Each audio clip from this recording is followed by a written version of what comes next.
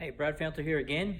Great you made it to the other side. So this video is based on self-regulation. And what that means is people who have been diagnosed with ADHD are basically dopamine junkies. And the reason why is they suffer from lower dopamine levels.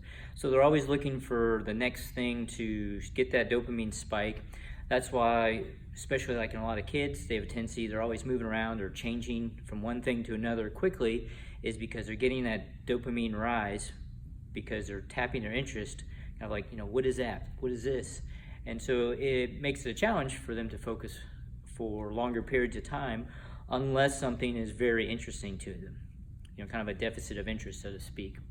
And so one of the things that we do in martial arts that really helps is you're required to hold stances, hold positions. A lot of times we'll use commands like attention, where you go to attention stance, which is putting your feet together, hands by your side. Having our students repeat that, especially for the kids, those type of things. And so those different movements and requirements that we do cause them to really focus on their self-regulation and work on those type of things. Same thing goes for having better manners, having a polite greeting like a yes sir, yes ma'am, making sure that instead of saying yes, but they're clear, or they're clear with their words, sir as opposed to yes sir.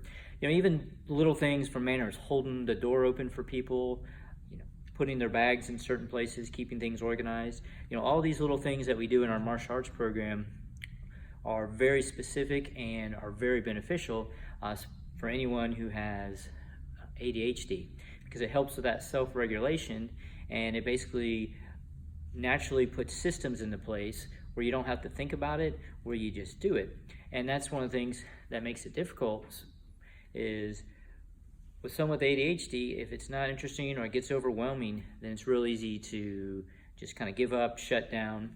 And when you have easy systems in place that just become kind of part of that personality, whether it's where you put your bag, where you stand, those type of things, it takes less energy.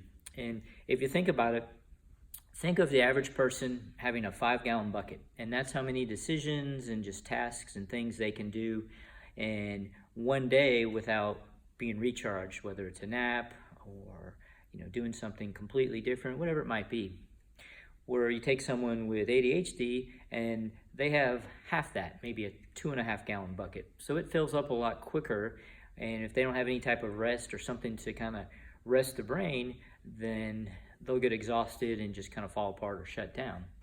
Now when they are focused, usually they have a hyper focus, which they can really do a lot on a short amount of time.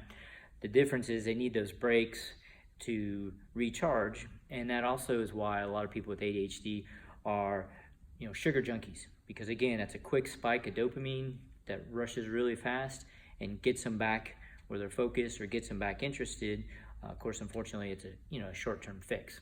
So that's some of the ways that our martial art program can really benefit. So if you have yourself or a child who has ADHD, think about researching a martial arts program, because you'll really see a big difference in a short period of time.